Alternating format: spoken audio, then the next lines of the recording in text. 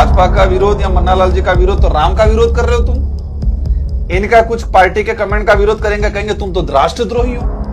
मतलब भाजपा के नेता भगवान से बड़े हैं, देश से बड़े हैं, तो महाराणा प्रताप जी को कहां सम्मान देंगे ये लोग। लेकिन आज जिस तरह से उनको प्रताप करके ऐसे वैसे, ये क्या है वो क्या है, तू थोड़ा शब्द यूज करके, अपमानजनक शब्द यूज करके उन्होंने स्पीच दी। और आज मैंने तुम बोला तमे कीजू, उसको उन्होंने माहौल बना दिया कि राजकुमार अपमानित कर रहा है। तो क्या मन्नालाल जी महाराणा प्रताप से बड़े हैं? महाराणा प्रताप की तौहीन हो रही है तो भाजपा का एक नेता नहीं बोल रहा है। मैंने तुम कहा, उस तुम को उन्होंने तू बना दिया जी। वो चप्पल निकाल रहे हैं, उस चप्पल के लिए विधायक जी ने कहा कि लड़ाई करनी है तो बाहर आ जाओ, उसको कह दिया कि धमकी दे रहे हैं। मतलब ये मॉडिफाई करने में, झूठ को किस तरह से परोसने में उन्होंने एक दक्ष है, ये लोग ट्रेनिंग ले रखी है। भाजपा के नेताओं को समझ होना चाहिए कि भाजपा को खड़ा राजपूत कम्युनिटी ने किया है, ये सच्चाई है। और महाराणा प्रताप राजपूत कम्युनिटी नहीं, पूरे देश के लिए गौरवशाली है हमारे।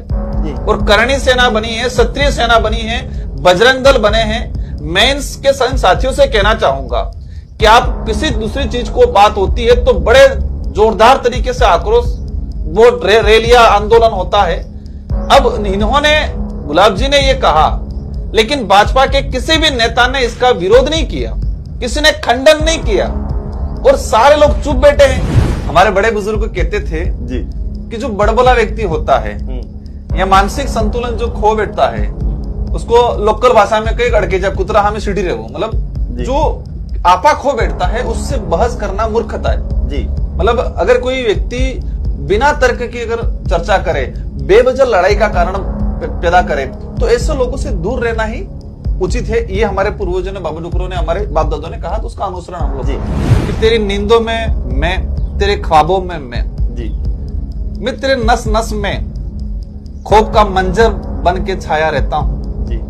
तू उस जुल्म का भी इंजाम मुझ पे डाल देता है जी, जिस जुल्म से मेरा दूर दूर तक कोई सरोकार नहीं जी। मैं हमेशा प्रयास करता हूं उनके जो आरोप है उनसे अनभिज्ञ रहने का, लेकिन उनका मानसिक असंतुलन मुझे बार बार एहसास करा देता है, उनकी हरकतें मुझे एहसास करा देती है कि मैं तुम्हारे अंदर डर का साया बन